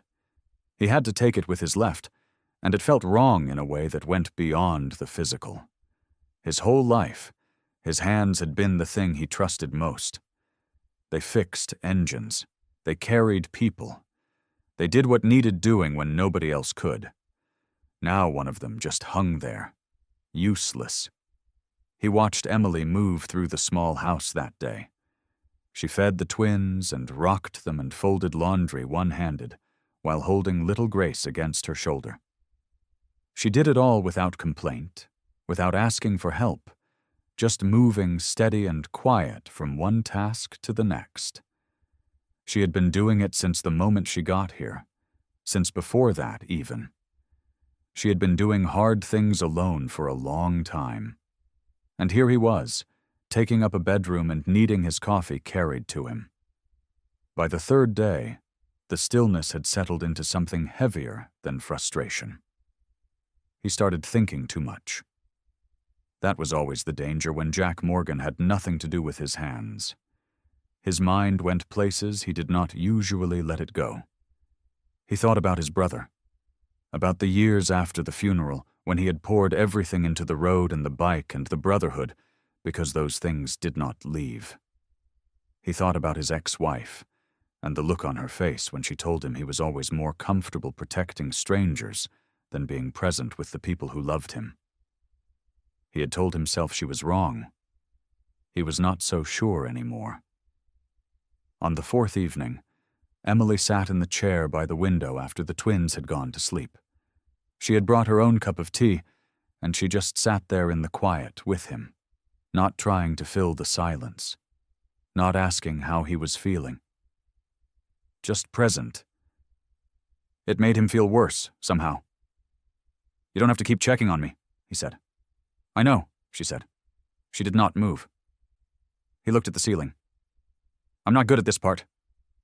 "What part?" "The sitting still part." He paused. "The being taken care of part?" Emily wrapped both hands around her mug. "Most people who spend their whole lives taking care of others are terrible at it." He did not answer that. Outside, the wind moved through the pines. Soft now. Nothing like the storm. "Jack." Her voice was gentle but steady. "What are you really thinking about in here all day?" He was quiet for a long moment. Long enough that she might have thought he was not going to answer. Then he said it. The thing that had been sitting in his chest like a stone since the moment he hit that road. "I think I'm built for one thing," he said. "Showing up when somebody needs something. That's what I know how to do." He let out a slow breath. "But after, when things are okay, when there's nothing to fix." He looked at his wrapped shoulder. "I don't know what I am then." Emily waited. "I don't think someone like me gets to have a real family," he said quietly. "I don't think that's what men like me are for." Emily set her mug down on the windowsill. She did not rush. She did not jump in with the kind of fast, nervous words people use when they are uncomfortable with silence. She just looked at him for a moment, the way someone looks at a person they genuinely see. "Jack," she said, "can I tell you something?" He glanced at her. "Sure." "When Daniel stopped to help you on that highway," she said, "he didn't do it because he thought you owed him something. He didn't do it because he was keeping score somewhere. He did it because he saw a person who needed help, and he had the ability to help." She paused. "That was just Daniel. That's who he was." Jack nodded slowly. He had known that from the moment Daniel knelt beside that broken-down motorcycle. There had been no hesitation in the man, no suspicion, just quiet, steady kindness. "And that one moment," Emily continued, "changed your life, didn't it?" Jack did not answer right away, but his jaw shifted. Something moved behind his eyes. "Yeah," he said. "It did." "He didn't stay," she said gently. "Daniel fixed your bike and he drove away. He probably didn't think about it much after that, but you carried it with you for years." She leaned forward slightly. "That's what kindness does, Jack. It doesn't disappear when the moment is over. It travels. It lives in the person who received it." He was quiet. "You riding through that storm," she said. "You stopping when something told you to check on that car. You carrying me and my girls through the snow." Her voice dropped soft, but it did not waver. "You think that was just a rescue, but for me, it was the moment the world stopped being a place that had given up on us." Jack looked at his wrapped shoulder. "You didn't leave after that either," she said. "You kept showing up. Every single day. You fixed things and you fed us and you sat with me when the nights were bad." She shook her head slowly. "That's not a man whose only job is to show up in a crisis and then disappear. That's a man who knows how to be present." "Emily," his voice was rough, "I'm not who you're making me out to be." "You're exactly who I'm making you out to be." Her voice was firm now, but still warm. "You just haven't let yourself believe it yet." He turned his head away, looked at the dark window. "Men like me," he started. "Stop saying that," she said quietly. He looked back at her. "Men like you," she said. "Men like you ride into blizzards for strangers. Men like you carry babies through the snow and stay up through the night to make sure they're still breathing. Men like you fix cars and chop wood and sit outside a child's window to make sure nobody gets near her." She let that settle. "You keep saying men like you don't get to have a family, but Jack, you have been acting like a family man since the night you found us." Something in his face broke, just slightly. Just enough. "I don't know how to just be," he said, without a problem to solve, without something that needs fixing. I don't know what I look like when everything is okay." "You look like this," she said simply. "Sitting in a warm room, drinking coffee someone brought you, being cared for by people who want you here." She held his gaze. "That's what it looks like, and it's allowed." He breathed out slowly, the kind of breath that carries something heavy with it when it goes. Outside, the pines were still. The wind had settled hours ago. He looked at his hands. The good one and the wrapped one. Both of them resting on the blanket, both of them still. And for the first time in more days than he could count, he did not feel the urgent pull to get up and do something, to earn his place in the room. He just stayed where he was. 2 weeks later, the snow was soft and quiet on the ground, the kind of snow that does not threaten, the kind that simply sits, clean and still, like the world has decided to rest for a while. Emily stood in the middle of the town hall and looked around at what she had built. It had taken her 3 days of planning and more phone calls than she could count. She had talked to Sarah Mitchell first, because Sarah was practical and knew almost everyone in town. Then she had called Jack's biker brothers, one by one, using the numbers she found scribbled on the notepad Jack kept near his phone. She had written a short letter to Margaret Carter and waited 2 nervous days for a response. Every single person had said yes. The town hall was not big. It had wooden floors worn smooth by decades of boots and long folding tables draped with whatever tablecloths Sarah could find on short notice. Someone had brought a coffee urn the size of a small barrel. Someone else had stacked plates of food along one wall. Biscuits and casserole dishes and 2 pies that smelled like cinnamon. Jack's biker brothers stood near the door in their leather vests, big and broad and laughing quietly among themselves. They looked out of place next to the quilted curtains and the handmade banner someone had taped above the window. But they were there. Every one of them. Margaret Carter sat in a chair near the corner, holding one of Emily's twins gently against her chest. The baby had wrapped one tiny fist around Margaret's finger. Margaret was not crying, but her eyes were soft in a way that said she was close. The room was full of people, neighbors, families from the church down the road. The man from the hardware store who had quietly given Jack a discount on supplies weeks earlier and never mentioned it. The woman who ran the small diner and had started leaving extra food at Emily's door without being asked. And then the side door opened, and Jack walked in. He moved slowly still, favoring his injured side. His leather vest was on. His boots were the same worn pair he always wore. He stopped just inside the doorway and looked at the room. He looked like a man who had walked into the wrong building. Emily crossed the room and stood in front of him. She held both her daughters, one against each shoulder, and she looked up at him with a steady and certain expression. "You're not leaving," she said. His mouth twitched. "Wasn't planning on it." She turned and faced the room. The quiet conversations faded. Her voice was calm and clear when she spoke. 3 weeks ago, this man rode through a blizzard and found me dying in a car on a mountain road. I had my newborn daughters with me. We were freezing." She paused. "He carried all 3 of us through the snow. He stayed up through the night. He used everything he had to keep us alive." She looked at the people watching her. "Some of you have seen him around town since then. I know what some of you thought when you first saw him. I understand that. When I first opened my eyes and saw him, I was scared too."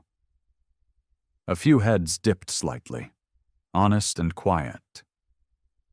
"But the man who saved us is the same man standing right here," she said.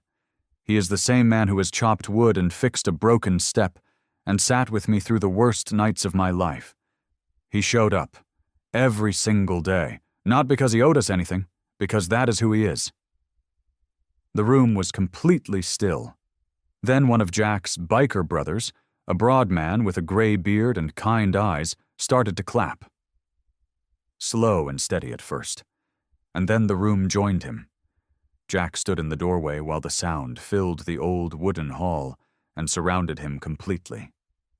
He did not look away this time. He did not drop his eyes to the floor.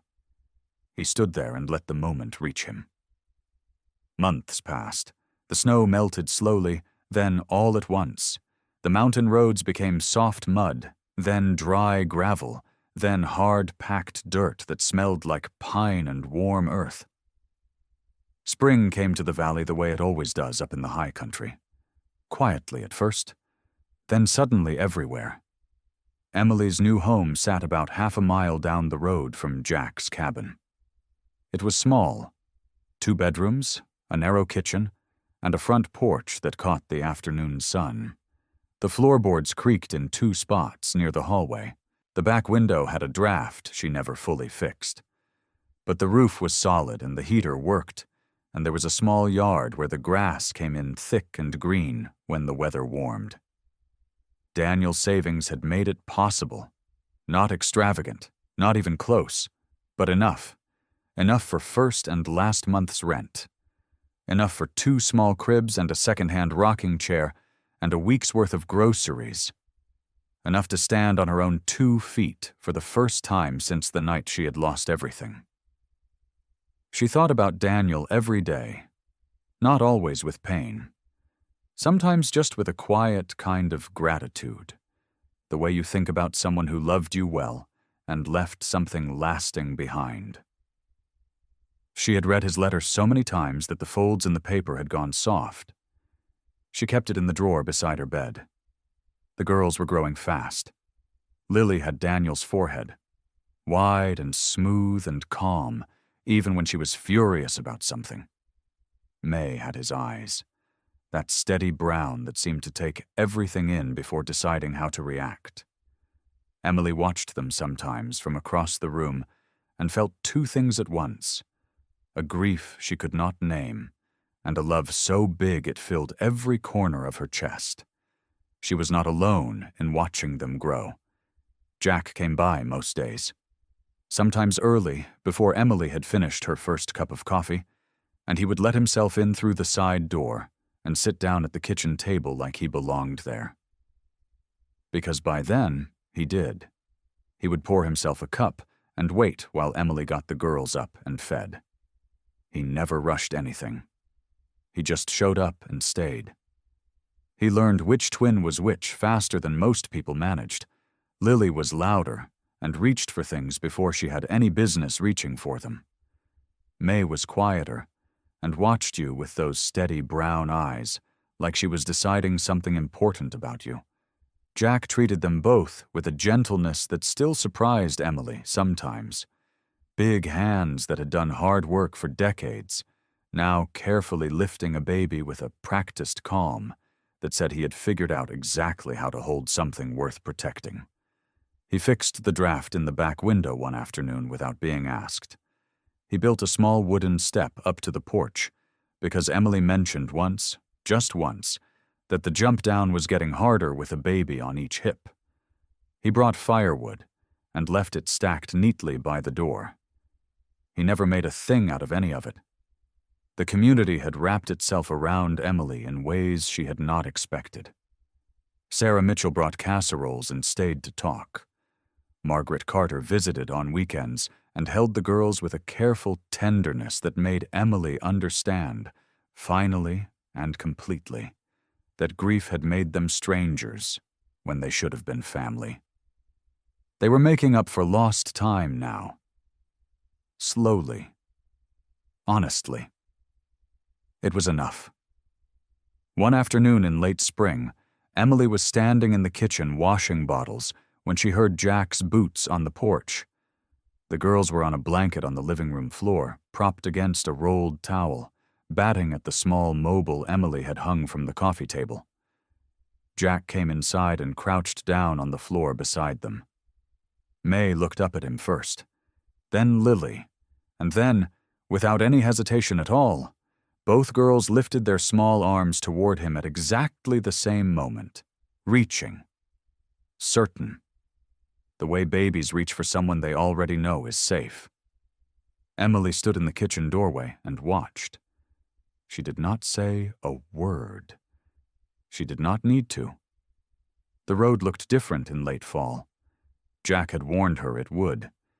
He said the mountain had a way of changing depending on the season, that the same stretch of highway could feel like a completely different place depending on what the sky was doing. Emily had not fully understood what he meant until they turned off the main road and started up the long, slow climb toward the ridge. The trees had gone gold and rust and deep red.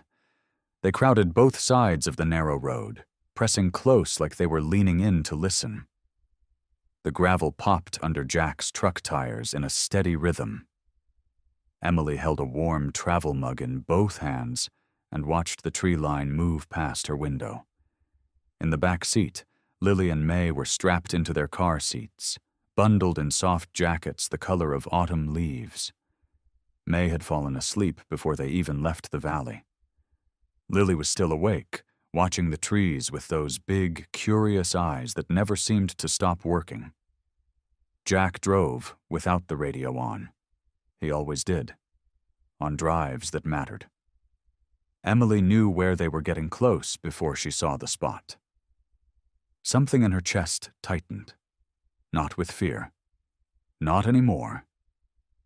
It was more like the feeling you get when you return to a place that changed everything, and your body remembers before your mind fully catches up. Then she saw it. A long bend in the road where the shoulder widened just slightly before the drop-off. A stand of tall pines that had probably looked terrifying in the dark and the snow. Now they were beautiful.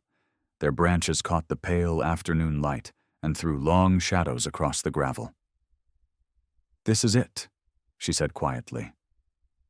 Jack pulled the truck off the road and stopped the engine. For a moment, neither of them spoke.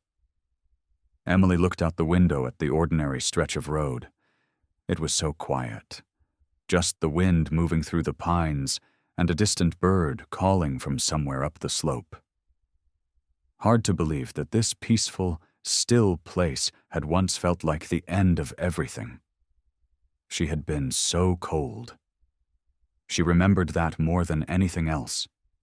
The way the cold had stopped feeling like pain after a while and had just become the whole world. She remembered whispering to the girls, telling them she was sorry, telling them she loved them, believing with every part of herself that nobody was coming. And then someone came. She looked over at Jack. He was staring out through the windshield, his jaw set, his big hands resting quiet on the steering wheel. She could see the tension in his face. He was remembering, too. "You almost didn't stop," she said. He exhaled slowly. "Yeah. What made you?" He was quiet for a long moment. "I don't know exactly. Something just felt wrong about driving past." He shook his head slightly. "I've thought about it 100 times since. What would have happened if I'd just kept going?" "Don't," Emily said gently. He nodded. She turned back toward the window. The afternoon light was shifting, going softer and more golden as the sun dropped lower behind the ridge. She thought about Daniel, about the way he had stopped for a stranger on a highway years before she ever met him, about how he had handed Jack a set of fixed tools and a sentence that stayed with him for years. "He knew," she said softly. Jack looked at her. "Daniel." She turned to face him fully. "When he stopped for you that day, he didn't know who you were. He didn't know what your life looked like or what you'd been through. He just knew someone needed help." She paused. "But somehow, all these years later, that one moment led you right here, to this road, to us." Jack did not answer right away. Emily kept going, her voice steady and calm. He started something, with one small act of kindness, and it traveled through all that time and landed exactly where it needed to land. She looked at him. "You were meant to find us, Jack. I really believe that." Jack stared at the road ahead for a long moment. Then something in his face changed. The tension in his jaw softened. His shoulders dropped just slightly, the way a person's do when they finally put down something they have been carrying for too long. "Yeah," he said quietly. His voice was rough at the edges. "Yeah. Maybe so." He did not say anything else. He did not need to. They did not stay long at the road, just long enough to remember, just long enough to feel the weight of it, and then set it down gently, the way you would handle something fragile and important. Jack started the truck and turned them back down the mountain. May woke up halfway down the slope, blinking and looking around with that soft, confused expression babies have when the world surprises them again. Lily had never stopped watching the trees. She pointed at a hawk circling above the ridge and made a small sound that was almost a word. Emily smiled and did not wipe her eyes. By the time they reached the valley, the afternoon had warmed just enough to make the yard comfortable. Jack's small property sat at the edge of town, where the last street curved and gave way to open field. It was not a large yard, but it was full. Margaret stood near the folding tables that had been dragged out from the garage, arranging plates with the focused energy of a woman who expressed love through keeping her hands busy. Sarah Mitchell was beside her, laughing at something Margaret had just said. The two of them had become an unexpected pair over the past months. Emily still marveled at it sometimes. Jack's biker brothers had arrived early, as they always did. Big Ray had set up the grill before anyone asked him to. Hector was crouched near the edge of the yard with two of Ray's kids, building something out of sticks that was either a fort or a fence, and possibly both. Denny sat in a lawn chair with his arms crossed and his eyes closed, looking like a man who had decided to take full advantage of the day's peace.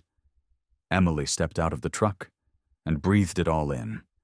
The smell of smoke from the grill, the sound of voices overlapping in that comfortable way that meant everyone had stopped being careful around each other. The late afternoon light turning everything gold at the edges. Jack came around the truck and lifted May out of her car seat. She immediately grabbed a fistful of his jacket collar and held on. He did not seem to mind. He adjusted her weight against his chest like it was the most natural thing in the world and walked toward the yard with Lily balanced on his other arm. Emily stood by the truck for a moment and just watched him. He was talking to May in that low, quiet voice he used with the girls. May was listening with her whole face, the way small children do when they are not yet sure what words mean, but understand completely that someone is speaking just for them. Lily reached up and patted Jack's chin with one small hand. Jack laughed. A real laugh, the kind that surprised him every time it came out, like he was still getting used to how good it felt. Emily thought about the road, about the dark and the cold, and the silence that had surrounded her car like a wall. She thought about the moment she had stopped believing anyone would come, the moment she had pulled her daughters against her body and whispered that she was sorry. She thought about Daniel stopping on the side of a highway for a stranger. One moment, one choice, one small act of kindness that he offered without keeping score, without expecting anything back. He had not known what that moment would grow into. He had not known it would travel through years, and distance and heartbreak and land, somehow, exactly here, in this yard, with these people. With this man who had ridden through a blizzard and carried her girls to safety because someone once told him that someday somebody would need him the way he had been needed. Jack turned and caught her eye across the yard.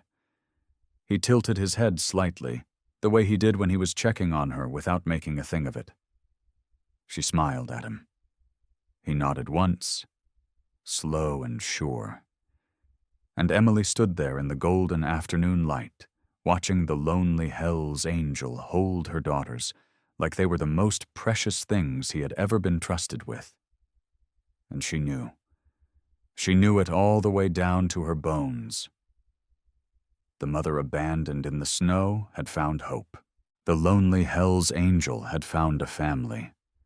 And kindness had survived even the coldest storm. I hope you like this story. Please share what's your favorite part of the story and where in the world you are watching from. Have a wonderful day.